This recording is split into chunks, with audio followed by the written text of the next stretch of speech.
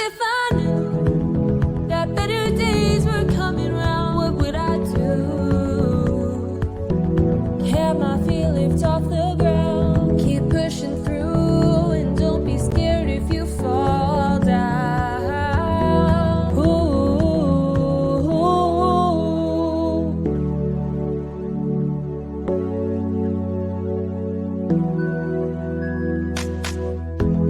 They'll try to tear me down, tell me to give in, but I'll stay real with you. 'Cause I know who I am. We try to work it out, and we gon' get there together.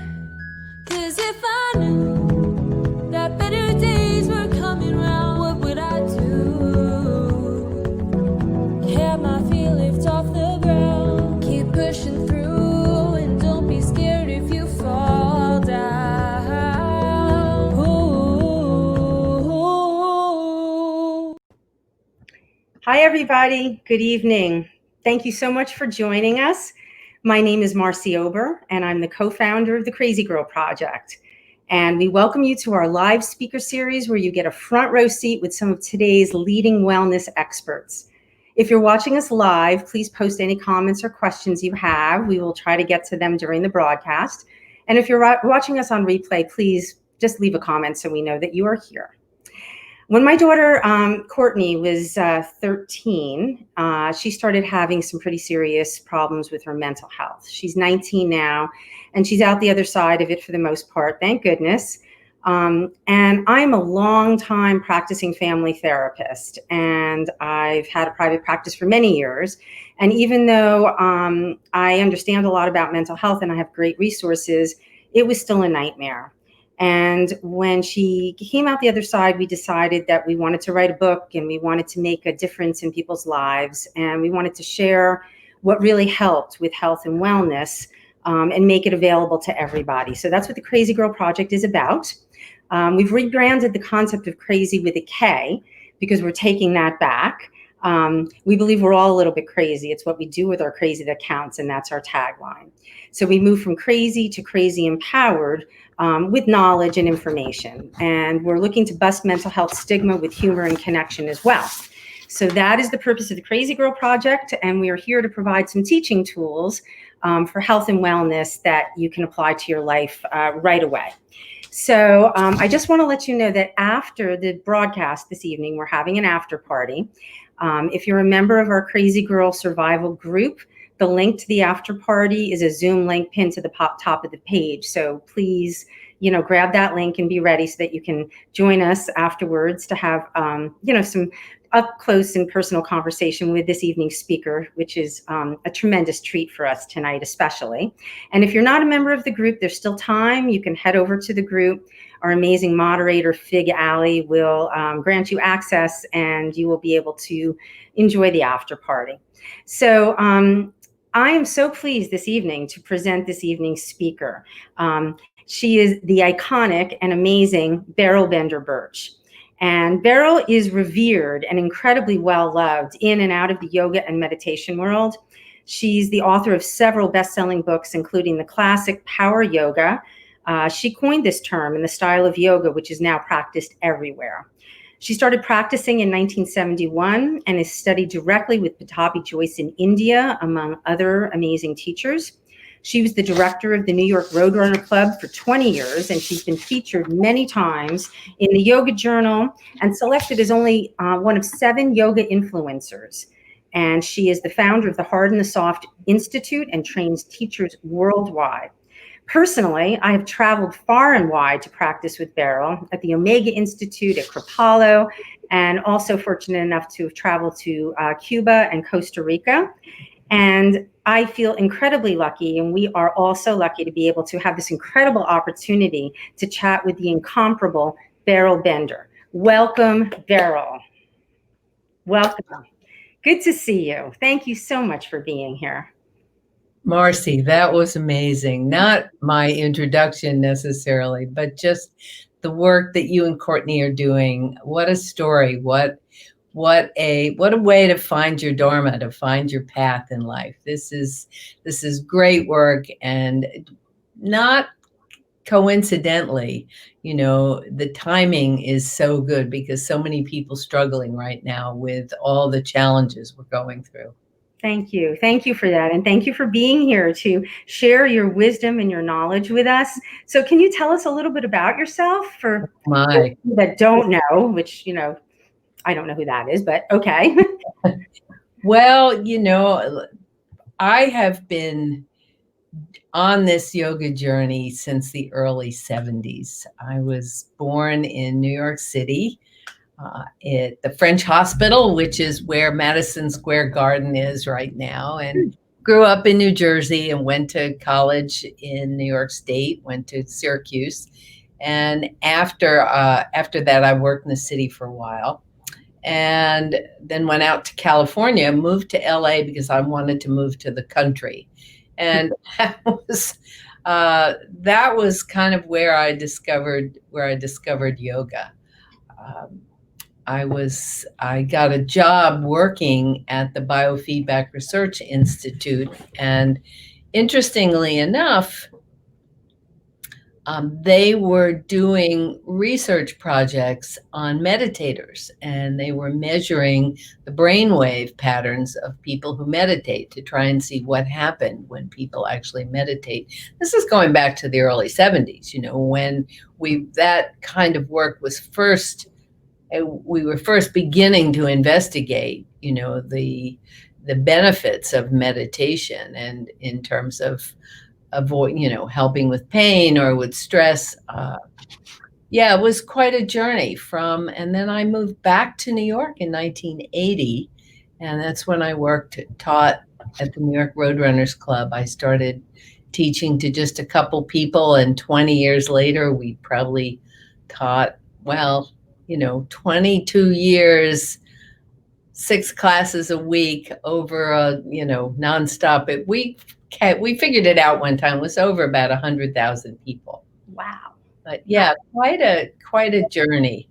As a child, I was always very curious. I was an only child, so I was always out in the woods and and my imaginary friends were all animals.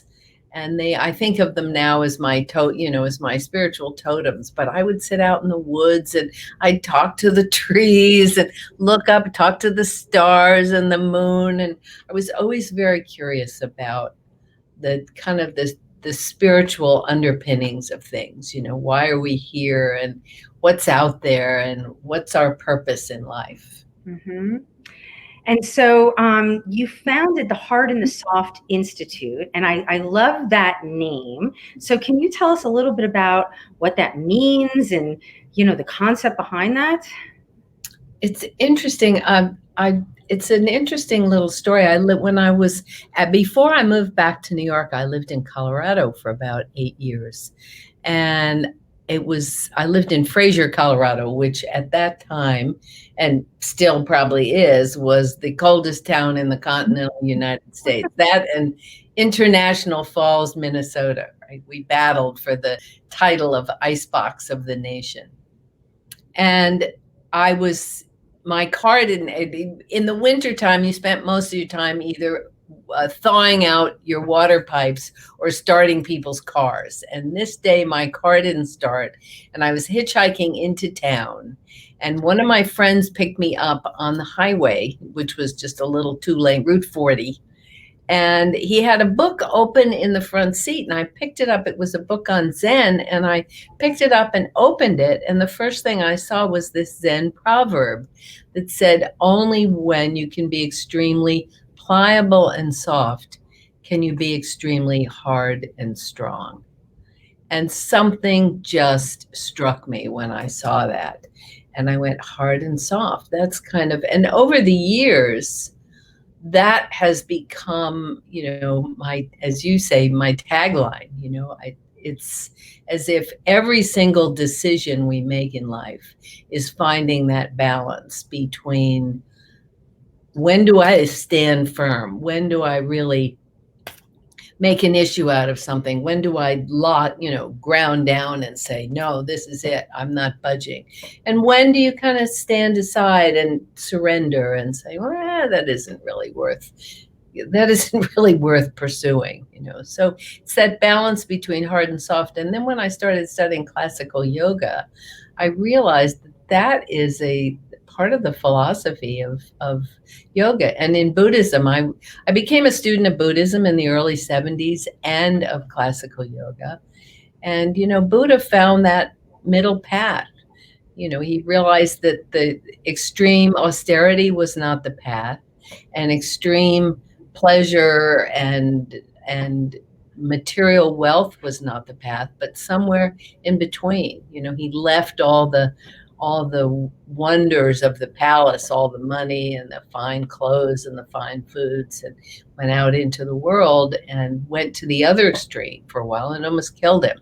And so that was how Buddhism came to promote the middle path. So it's pretty deeply embedded in the Eastern wisdom traditions, this idea of hard and soft. Mm-hmm.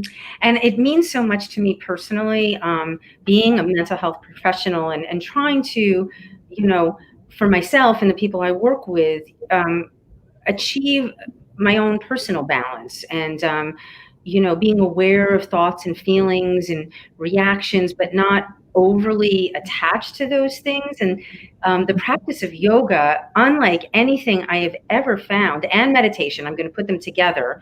I know they're different. We'll talk about the differences. And they're not. Yeah, go ahead. That's good you said that, though, because most people think yoga is exercise and meditation is something else. Yeah. But meditation is very much a part of the yoga path. Mm-hmm. Go ahead, I interrupted. No. This is what I would like you to share, because, in my practice, I really try to encourage yoga, take some session time to teach meditation. And I find that it's kind of a hard sell, which is really unusual to me, because for me, yoga is free, accessible to everybody. We can do it throughout our lifespan. And it only improves our physical and mental well-being, day by day. And so can you talk a little bit about that? Because this is why I'm so passionate. I'm so thrilled to have you on with Krazy Girls.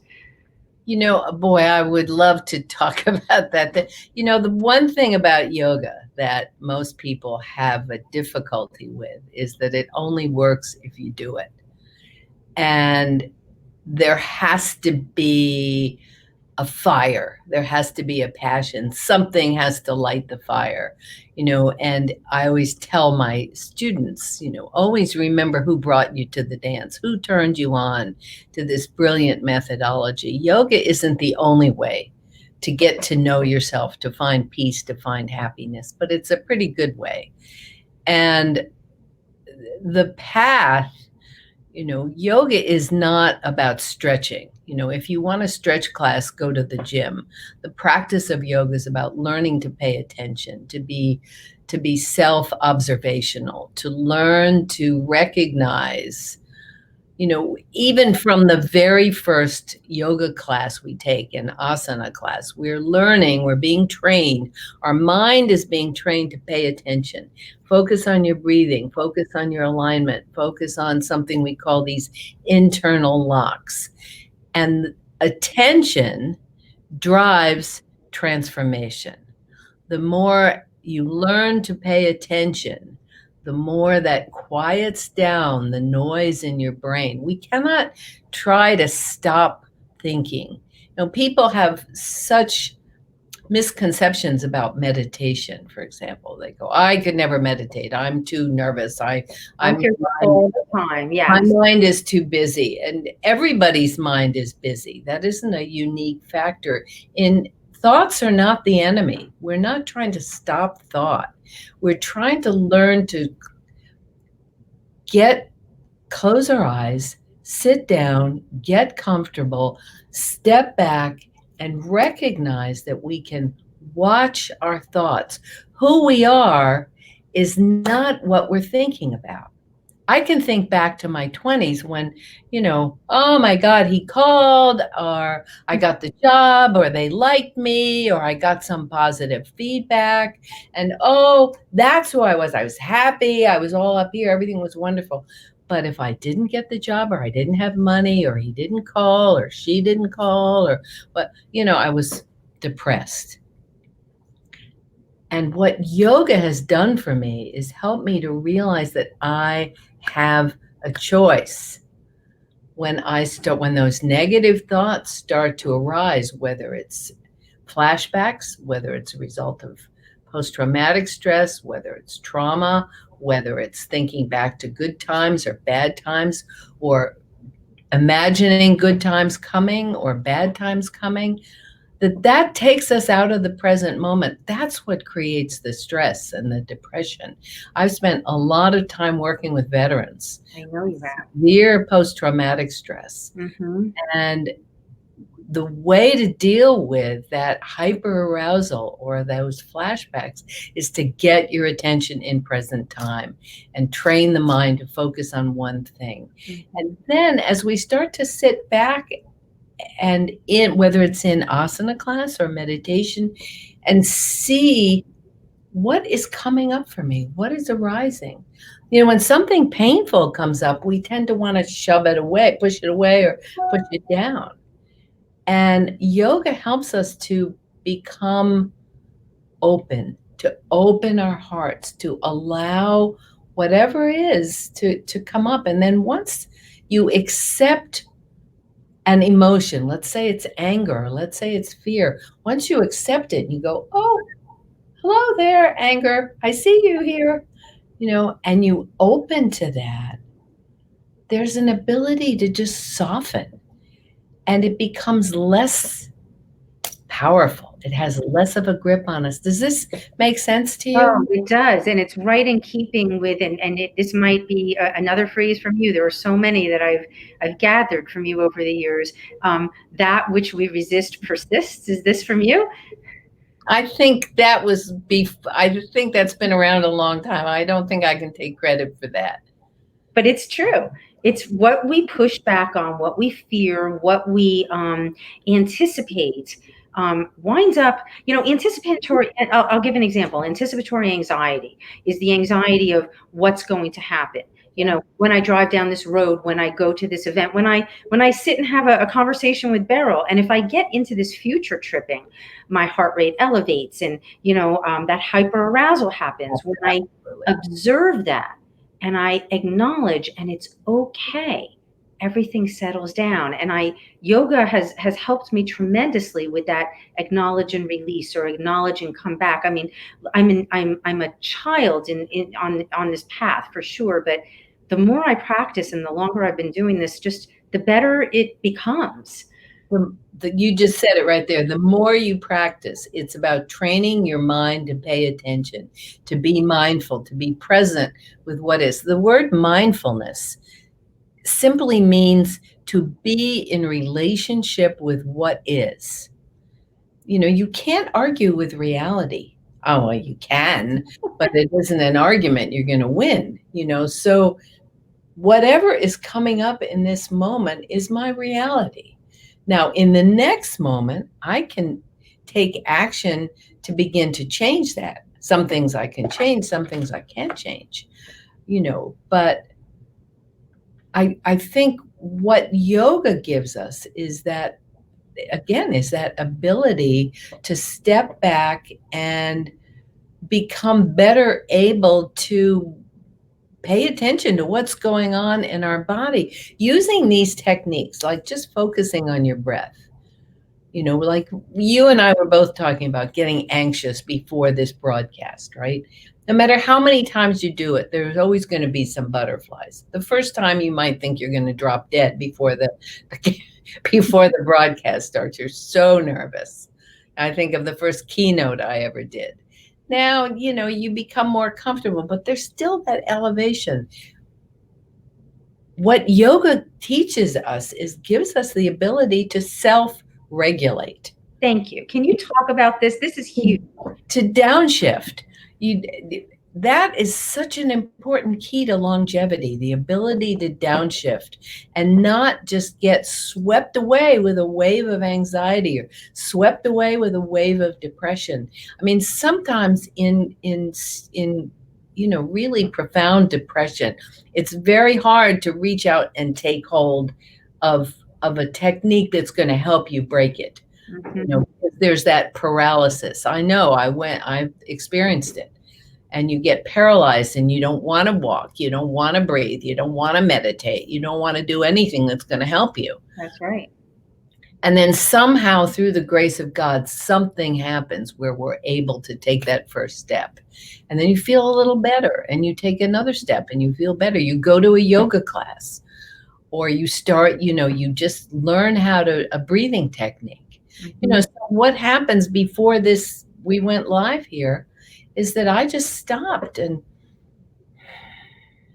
just took a nice deep exhale and just got myself into the present moment. Why do we get nervous? It's anticipation. It's It's thinking the anticipation that you're going to screw up or you're going to look stupid or people aren't going to like you or all those judgments, and I find that yoga is so helpful in acknowledging and releasing judgments. I mean, one of the things, you were so gracious when COVID hit that for how many weeks did you do Monday through Friday, 7:00 every morning? 14 weeks, Oh my 5 days a week. It was, I'm enjoying the freedom of my mornings now of being able to go out at 6:30 in the morning and hike or paddleboard on the lakes. They're like glass, or hike with my dogs. But I really miss the Sangha. I miss the community. And that's a very important element for mental health, is that, for good mental health, for wellness, you need a community. You need a Sangha. You need to reach out to the community. And again, that's another element of longevity. In yoga, we call it the Sangha. It's the pillar. It's a important pillar along with the path and the practice. What is Sangha? Can you share a little bit more about what that means? Sangha just means community. It's just your spiritual community. It can be your people you go biking with or hiking with, or our KrazyGirl group. Your KrazyGirl. Sangha. I look forward to hearing people, seeing people, right? And even in COVID, when you can't necessarily go to the studio, those morning meditations that you offered, you're saying was a Sangha. Bless you. Well, the Sangha was all the people that tuned in. So we created a community. It was a virtual community, but almost everyone who tuned in has been, oh, nice. Thank you. Love that's Sheila and Dina that produce these. Isn't it great having excellent producers that are right on top of things? Yes, for sure. Most of the people tuned in were either students of mine or had been to Costa Rica or Belize or Mexico or Cuba or Culebra or, somewhere over the last 30 years. But just being able to tune in and connect and, hearing your voice, hearing the bells, getting a lead into, a brain space, and then just your voice going, thinking, can you describe a little bit about meditation, what that meditation actually means, and what that thinking was about for us? I think the most profound discovery you make when you decide, I want to meditate. I mean, why do we want to meditate? You sit down, you get quiet, you get grounded, you get anchored. It's taking a moment. It's almost saying, okay, I'm going to just stop right here in this moment. Take a breath, be centered, and then move out into the world from my center so that I'm poised and clear, that I have a clarity about me. That's why we practice. It brings a clarity, a centeredness, a groundedness.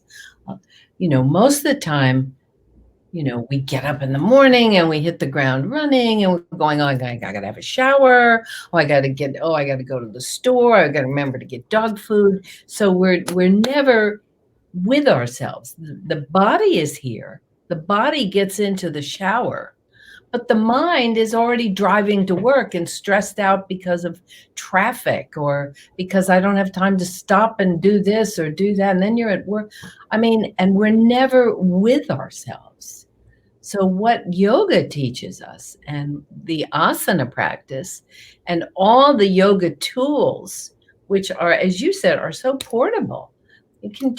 You learn how to use your breath to downregulate, to be in this moment. Okay, it doesn't matter whether you like the moment or not. It's your reality. So let's accept what is and say, okay, I'm going to accept the fact that I'm anxious or I'm fearful or I'm angry or I'm depressed. And then I'm going to allow that to come up. So what happens when you close your eyes and sit? The mind starts spinning. And what we're trying to learn to do is to be able to tell the difference between being lost in thought and carried off. Like, you close your eyes and you're here. The birds are singing, it's raining, you hear somebody in the other room. That's all present, real time. Present moment, real time. And then all of a sudden, you're thinking about going to the store and what you have to get at the store, and you're making a list, or you're thinking about something, a call you have to make to someone you don't like, and then all of a sudden, your stress levels are coming up. There's nothing in the present moment that's creating stress, but the minute you notice, that's what training in meditation does, is that you have an anchor. Your anchor, generally, most techniques start with the breath. You go, oh, thinking. I'm not here. I'm lost in thought. I've been swept away. It's like being swept away in a flood water or a flash flood. Whoosh, and then you think, oh my, I'm supposed to be back here. And you come back to dry ground. You come back to your anchor and you start again. And maybe you can stay focused on your breath for a minute, for a second or two or three, and thinking. And so it's practice. It's practice. And the more we do it, the more we learn to tell the difference. I love this analogy. This is absolutely purely you, of being at the bus depot and watching the buses come and go versus jumping on the bus. And now you're in the Bronx. And how did I get here? How many times are we driving? This happens to me so many times. And I miss an exit, or I wind up going on some kind of, other road because I'm not paying attention to the now. Yeah. But the more we practice noticing our thoughts, noticing that we are not necessarily our thoughts, because we have this us that's observing the thoughts, right?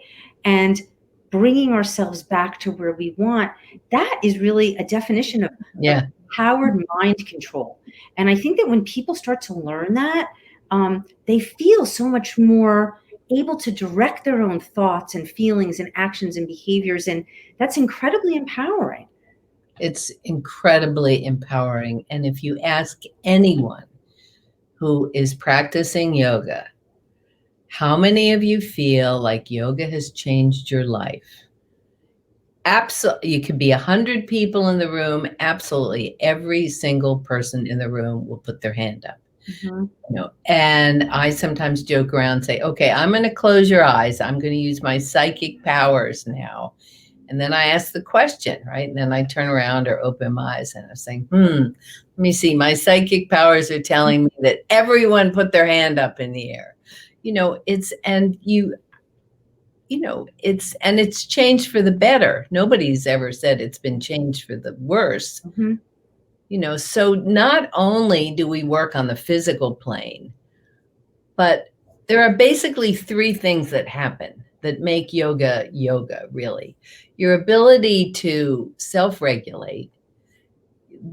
One of the things is obviously the asana, the movement and the breathing. One is mind-body awareness, is using your mind to pay attention to what's happening in your body.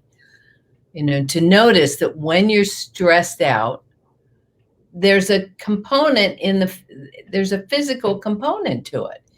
you have an anxious thought. I woke up this morning and I had a thought about, can't remember what the thought was, but it was something that I had to do. May have even been thinking about doing this lecture or doing this interview with you, or doing a talk for the Global Pain Association. And there was a little moment of anxiety. And right away, I could feel my heart rate speed up a little bit. You get so tuned into those connections and you realize, oh, okay. And I just stayed in bed and just spent 2 or 3 minutes just breathing, focusing on lengthening my exhalation, settled everything back down again. And then, you go, wow, every day, think when you first wake up, I'm alive. I have a precious human life. I will not waste this day. I'm so lucky. And then you're sort of off and away. But the tools are do something that burns impurities, that starts to take out the rubbish. So what does that mean? Describe that. Like for people that really are novices or interested, yoga curious, but not so experienced. What does that mean? What, to take out the rubbish, or to burn? Yes, exactly. Burn the rubbish. Okay, well, it happens on a lot of different levels: the physical plane, the psychological plane, the spiritual plane. When we first start, the most basic way to start yoga is with movement, is with exercise. So you're going to start to take out the junk, the toxins. You're going to detox. You're going to sweat. You're going to get rid of toxic elements in the physical body. Get rid of, pain, and just the movement. The exercise is again a third element now we've mentioned of longevity. Natural movement. It's important to move, to keep the joints pliable, to keep flexibility and balance and strength. All of these are elements of wellness. So yoga begins to move us in all different directions, and you start to take out, as you use yoga breathing techniques, you're starting to kind of burn out impurities and bring in, it's like taking out the trash and putting in a clean trash bag in your trash bucket, so that you're making space in your body and in what in yoga is called the koshas, or the energy fields of the body, for prana, for energy. And it teaches you to pay attention to, what am I doing with my energy? What's wasting my energy here? Mm-hmm. If I'm worried about a fight I had with my sister, or a talk I have to give next week, or something that I want to happen that isn't happening, or something I don't want to happen that is happening, all of those things are taking energy. Where attention goes, prana follows. So I just saw a little rabbit running across the parking lot. You wondered what distracted me. It's like, whoa, what was that? I went, what the heck is that? A little bunny. So you see, where attention goes, prana follows. So that took my attention, and I sent prana. It's like I plugged into that, and that took prana away from the body. So everything we're thinking about, doing, worried about is taking energy. So we become more aware of that, and we begin to conserve our energy. So you're doing one thing that burns out. You've got to get the fire going. You need the passion. Without the fire, nothing happens. So that's why the Sangha is important, the community. And that's why it's important to practice, right? So then it's important to kind of study uplifting material, whatever it is. Whether it's material from your religious tradition, or there's millions of wonderful books, from Eckhart Tolle to the Four Agreements to, we could name thousands of books that you could read that are inspiring and uplifting. Books on Buddhism, books on yoga, books on, find plenty of things, podcasts to read that are uplifting, that help you. And then the third thing is just getting your attention in present time, just really focusing on working to be mindful 24/7, not just when you're, on your mat doing some yoga. Yeah, so taking out the trash happens with all the yoga tools, whether we're talking about doing pranayama or breathing, doing meditation, or doing asana. All of those things help us to burn off the conditioning that directs our life and to move toward freedom and away from suffering. I mean, ultimately, what we're trying to do is, what we're trying to do in meditation is become more aware of the thoughts and emotions that we give life to that lead to suffering. Yes. And the thoughts and emotions that we give life to that lead to freedom. And after a while, you start to realize, I recognize you. I've had that thought before. That doesn't end well. That's going to lead me to more suffering. I'm not going to take that road this time. Right. Right. So it's in Buddhism, it's called the four great efforts, is cultivating wholesome thoughts and trying to keep wholesome thoughts that are already here and trying to diminish unwholesome thoughts that are already here, and then try and cultivate more wholesome thoughts and not allow any more unwholesome thoughts to come up. So it's called the four great efforts. I love that. I love that too. I have so many things I want to ask you, so I'm going to concentrate on just a few because this time is flying. And yes, it is. So one thing that I absolutely love about traveling with you and spending time with you is what you refer to as celebrate impermanence. Mm. And I've tried to share this thought with people. And nobody seems to really get it. And I have a hard time really explaining that. So what does that mean, and how can that lead to better mental health? Oh my God. Big questions. I'm asking the big ones here. No, it's a great, it's a profound question. And I think it takes a long time to recognize what is impermanence in all of the great wisdom traditions of the East. The cause of suffering is regarded as our inability to recognize that which is impermanent as being impermanent. We tend to confuse things in the material world. We tend to regard them as permanent.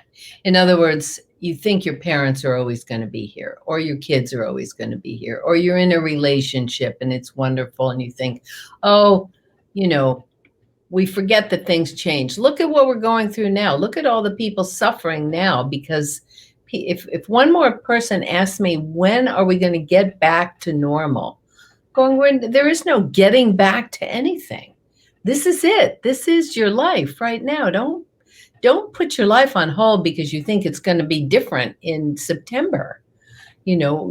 Everything changes.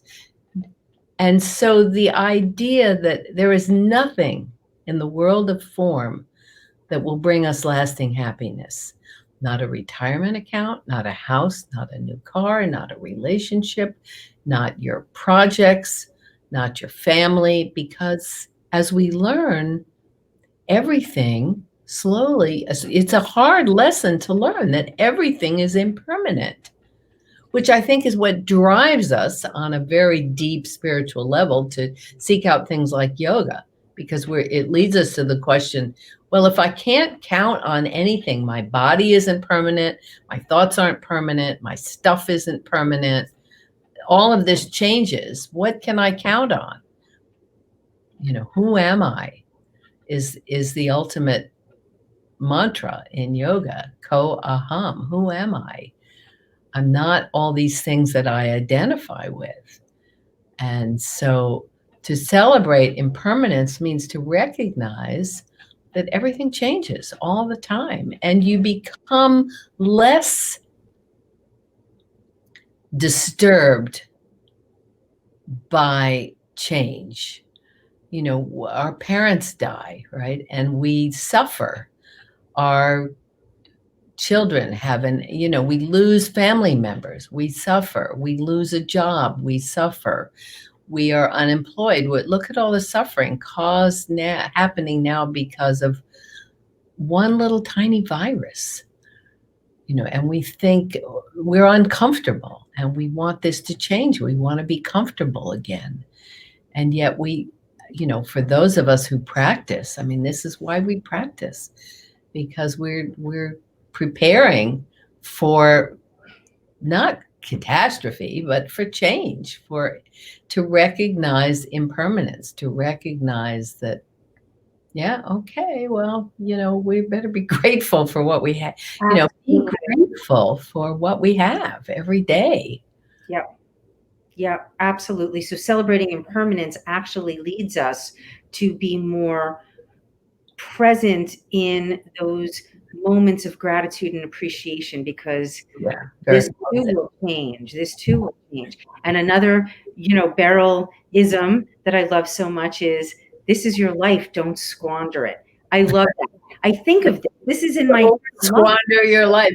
That was very well said, Marci, because that's a very difficult concept to explain to, when you're in a small group with students that have been studying for a long time, it's a little bit easier to understand. For people that are newer to the path, it sounds like you're just being callous, that you go, oh, well, that means you don't care about when people lose their family members or lose their jobs or something changes. And it's not that at all. It's, to understand impermanence it's the main cause of our suffering, is our propensity to identify that which is impermanent as permanent. And we all have examples of it all the time. And we see that when we lose something, it causes us to suffer. And that it doesn't mean that we shouldn't suffer. It doesn't mean that we shouldn't grieve.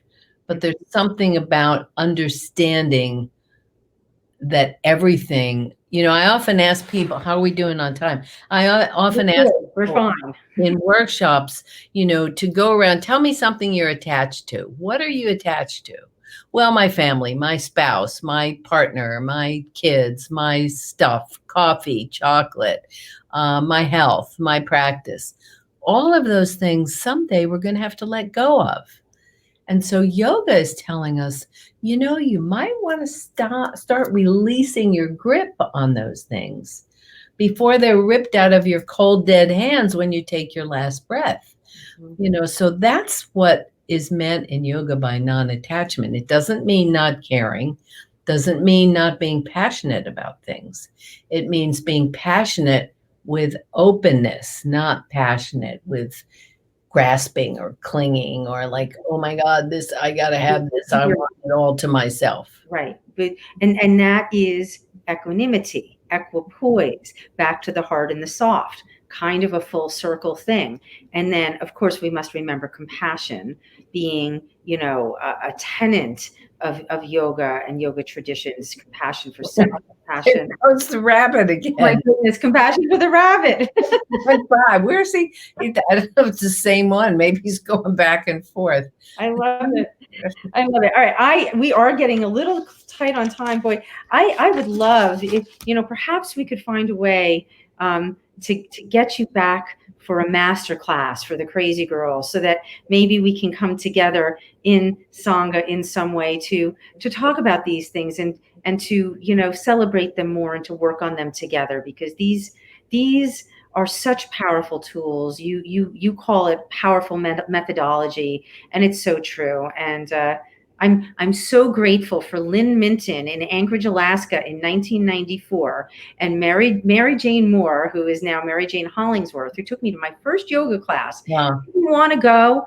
I didn't want to cancel a patient in the middle of the day, but I started going with her, and it was life-changing, 1994. Always life-changing. So grateful for that. Truly. I have to give.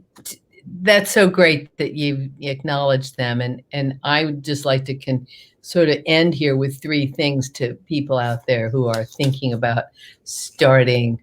There goes the rabbit back that way again. I love it. It's a sign, right? That nothing is permanent. Right. To people that are thinking about starting yoga or are going through a hard time right now, that this too will change. And here are the important things that I think is important. First of all, reach out to a community. Get a community for support. When you're really struggling, call somebody in your community and get someone who will support you, who will uplift you, who will take you out for a walk. And then go do something that's going to light the fire. You know, whether it's you go for a hike and you start to sweat, or you go for a run, or you go for a walk, or you go sign up for a yoga class, or you do whatever, do friggin' something. Get your ass moving. And thirdly, you know, find a practice. Get a practice. Get something you can commit to. Get the tools. Learn the tools that can help you to move toward freedom and happiness and away from suffering, because it is possible. I mean, suffering exists, but there is a cause, and there is a way out of suffering, and there's a path to walk that will lead you to a very joyful life. Wow. Well, I couldn't end on a better note. You have been so gracious. I am incredibly grateful to know you and to be able to learn from you and be in community with you, Beryl. I can't thank you enough. And for everybody that I did not get to your questions, there will be an after party, and please, find the Zoom link. If you can't find it, go to KrazyGirls and get it, because we can talk to Beryl a little bit more. Beryl, I will see you at the after party. I thank you so very much. Thank you to KrazyGirls for this, all the great work you guys are doing, and for this opportunity. Mwah. See you at the party. Wait, one more. Oh, okay. All right. Oh, God. I'm sorry. You get a toast. Toast, Beryl. No, go this way. This way. There you go. Thank you. I'll see you later, honey. Bye. Thank you. Beryl, her information is up on the screen. Please find her at berylbenderbirch.com. She's on Facebook. We are so incredibly grateful to have her in our community. And I want to take a moment to thank everyone who makes this series and this project happen. Our amazing speakers. Beryl, thank you very much. Sheila and Dina from Sayer Productions, who make this series possible and have helped me out so much with bringing this information to you guys.